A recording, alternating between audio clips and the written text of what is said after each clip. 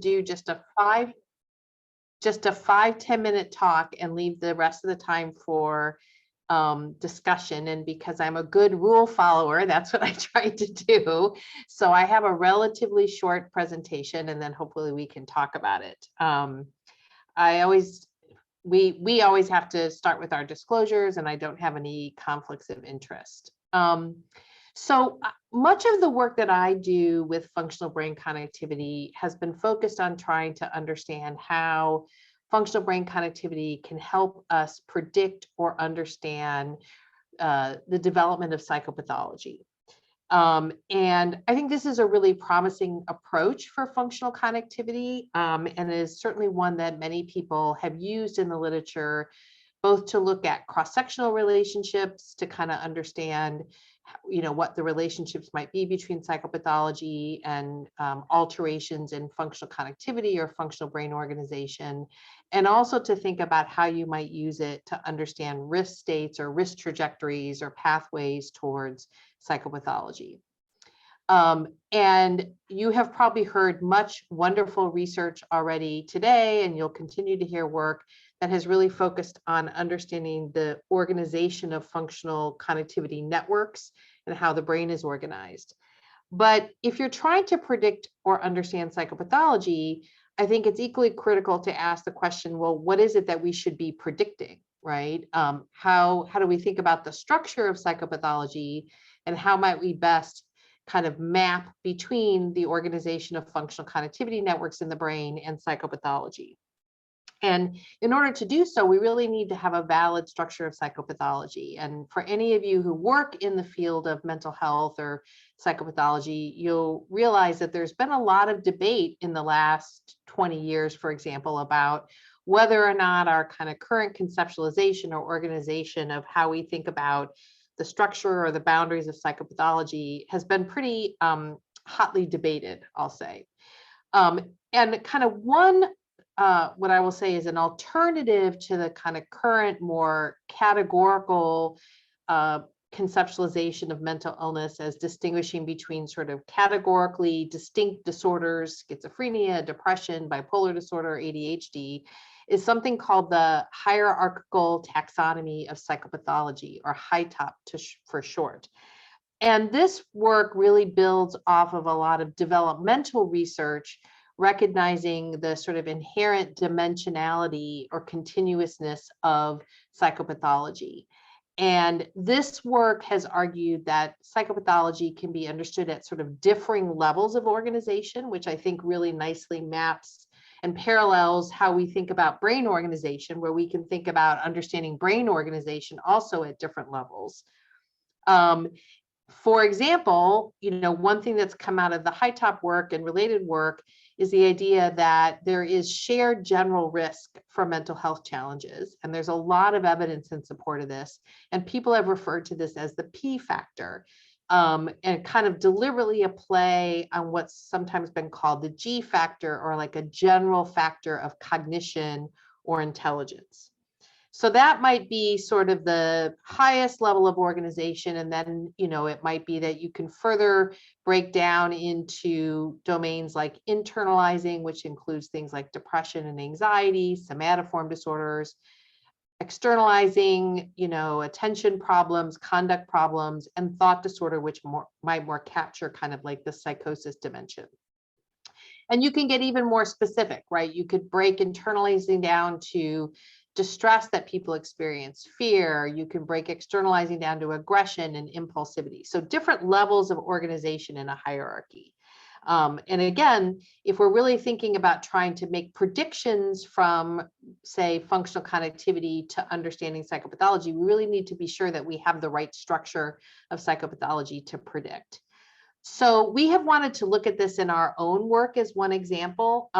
In the data I'll show you today, we use data from a study called the Adolescent Brain and Cognitive Development Study. I'm assuming some of you have heard of this, but not everybody may have heard of this. So I'll just say a few words about it to help orient people to it. This is all publicly available data.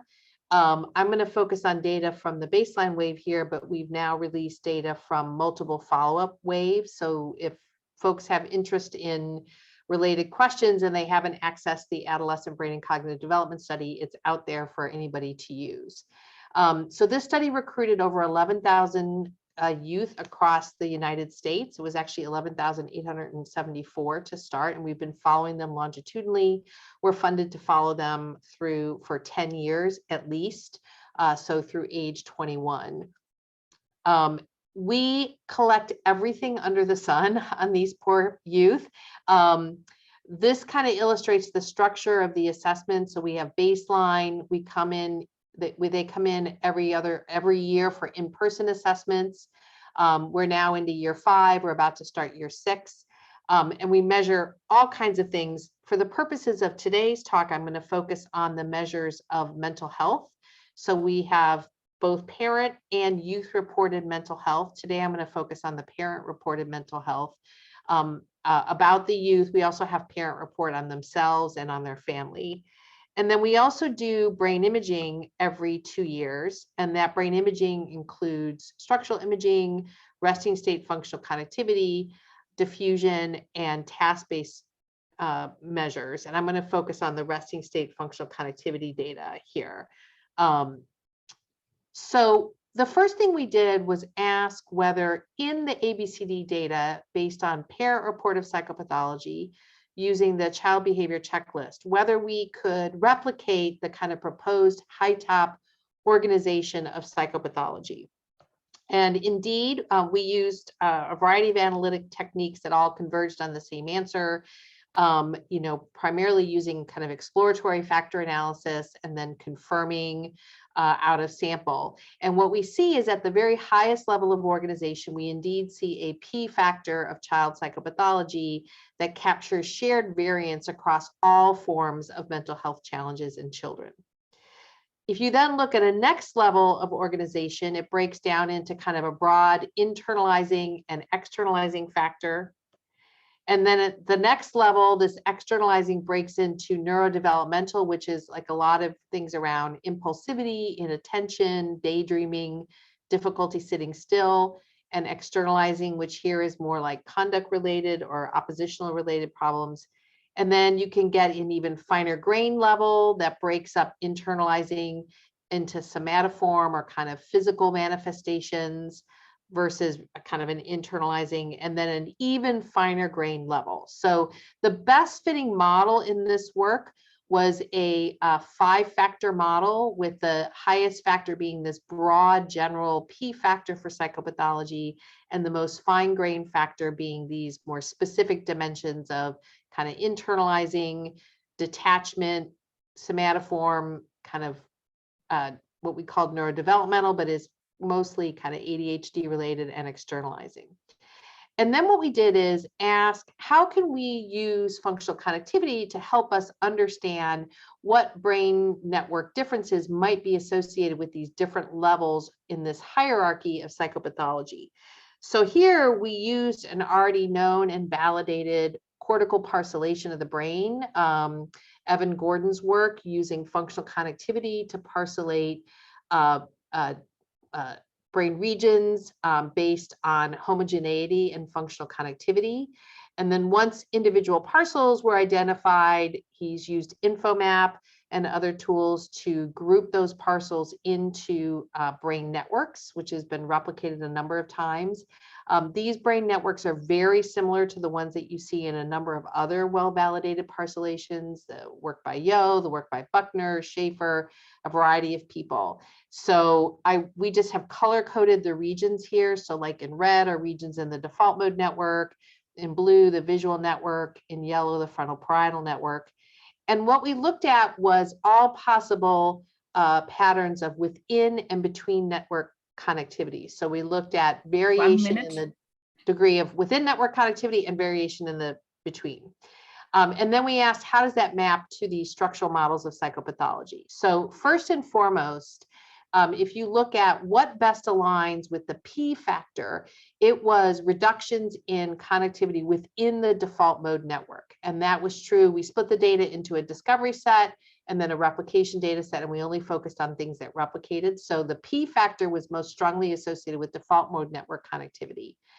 Nothing really hit at the 2-factor level, but when we went to the 3-factor level, we saw both the default mode again and a number of other networks. And in particular, it was the neurodevelopmental factor, which captures like inattention, impulsivity, daydreaming, that was related to a reduction in what's normally the anti-correlation between the cinguloopercular network and the default mode network.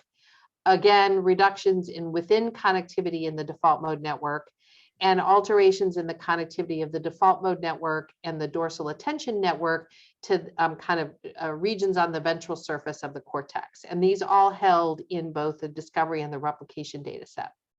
And another way of thinking about how you can link these together is to ask about kind of the we are running out of time, unfortunately. Okay. Sorry. That's just basically replicates what I said before. So bottom line, evidence here that the default mode network connectivity may be particularly important for general risk for psychopathology, but that other aspects of functional connectivity may be more informative for more differentiated or granular levels of psychopathology. And just highlighting again that effective prediction requires really good constructability on both sides of the equation, both in terms of the brain organization and in terms of understanding the structure of psychopathology. So I will stop there. Thank you very much. Shall we